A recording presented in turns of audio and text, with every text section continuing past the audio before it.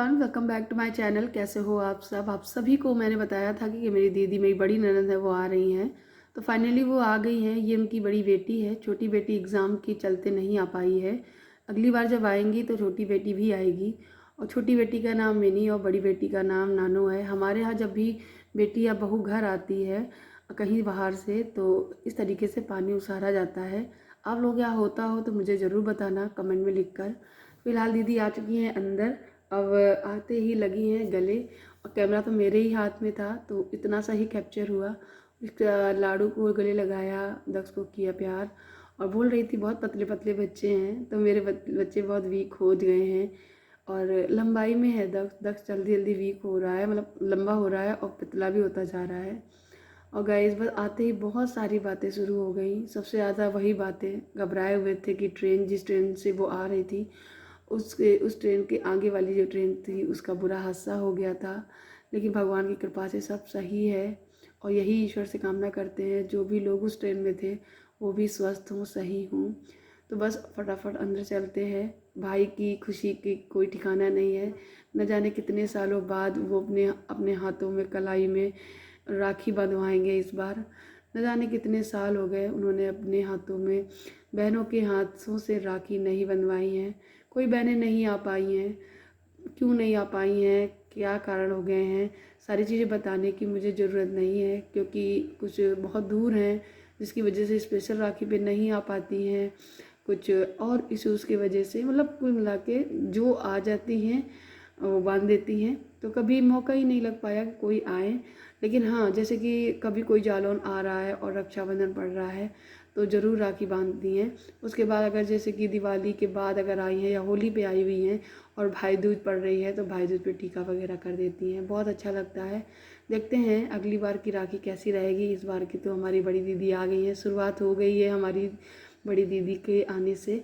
यहाँ पे इतनी खुश है मेरे पति देव, यहाँ पे सेल्फी ले रहे हैं उनकी, ताकि जो हमारा फैमिली ग्रुप है, जो हमारा पाटकार ग्रुप है, हमारा परिवार, उसमें सारी दीदियाँ ऐड हैं और उसमें सारे लोग ऐड हैं उन सब में ग्रुप में डालने के लिए कि देखो राखी भी आ गई और राखी भी आ गई।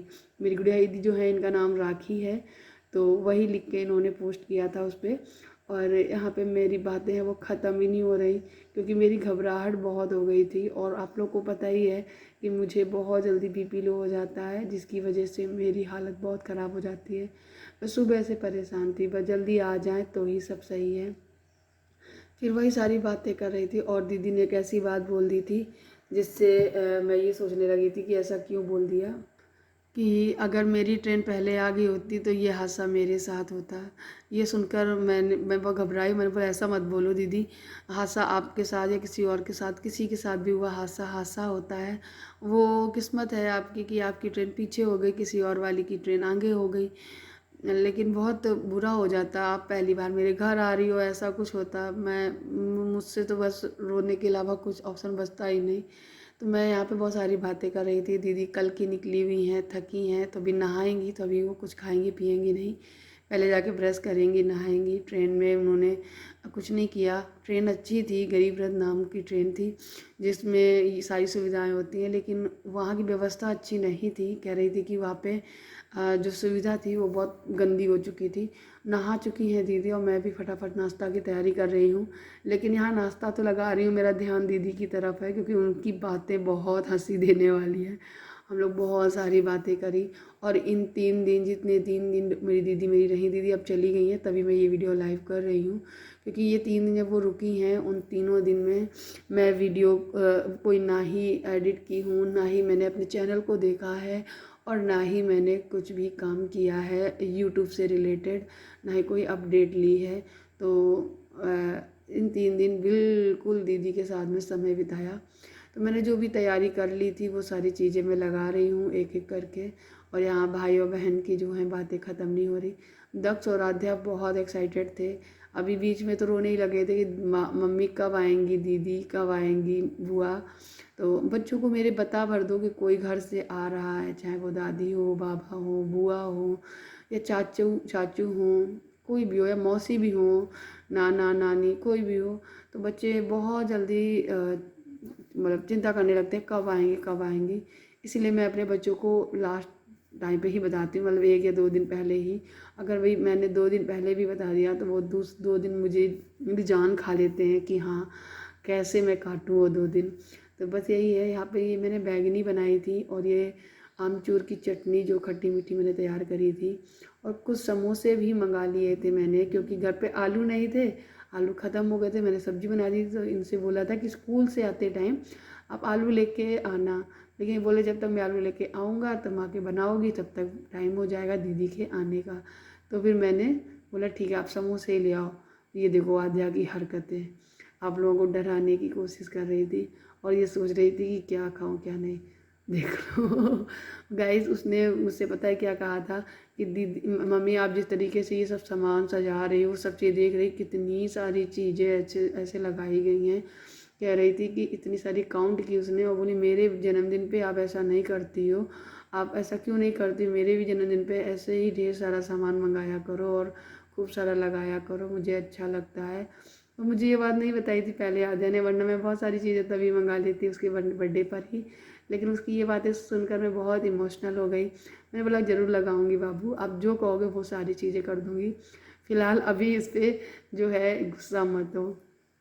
तो ये सारी चीज़ें मैंने निकाली, और समोसे भी काफ़ी ज़्यादा लेकर आए थे मेरे हस्बैंड जी। तो समोसा लगा दिया है, और जो बैंगनी बनाई थी वो, और चटनी, नमकीन बिस्किट, मीठे नमकीन बिस्किट और नमकीन चाय, ये सारी चीज़ें लगाकर मैंने नाश्ता तैयार किया।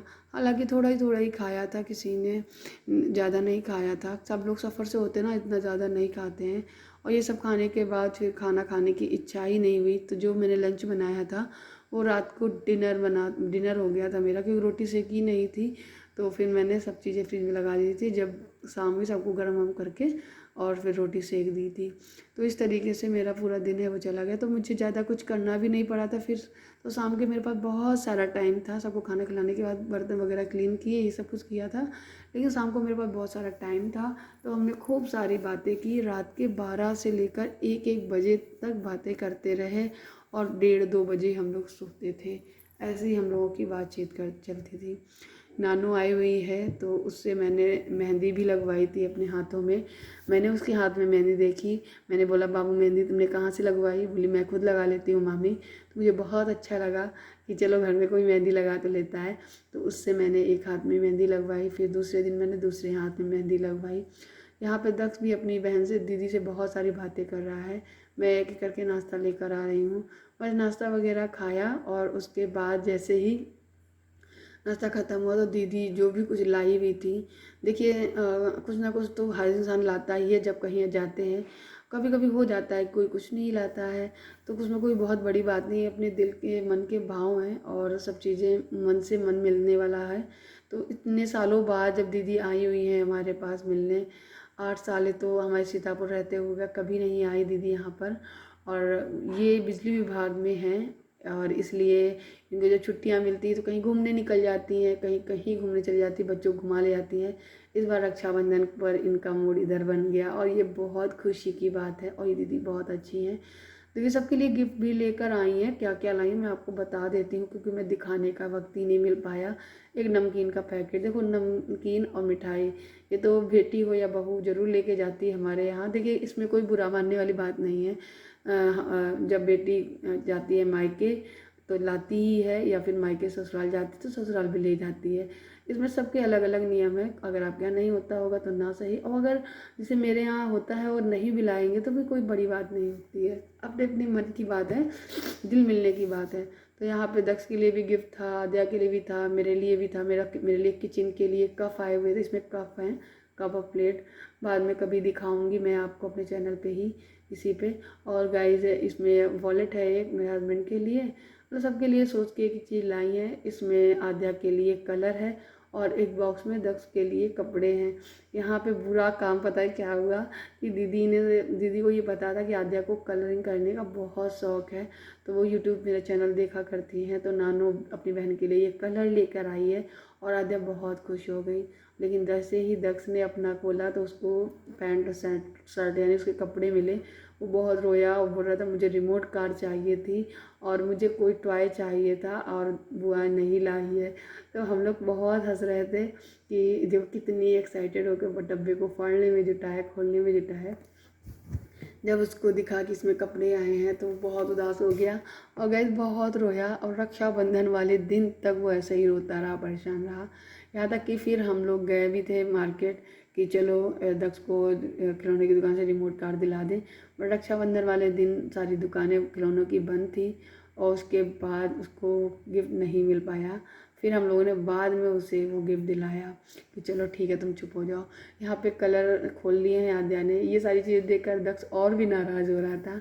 गाइज बस यही था मेरा आज का वीडियो। इसके बाद मैंने कोई व्लॉग नहीं शूट किया था और पूरी रात का तो दिन मेरा ऐसे ही बातों बातों में ही पार हो गया था।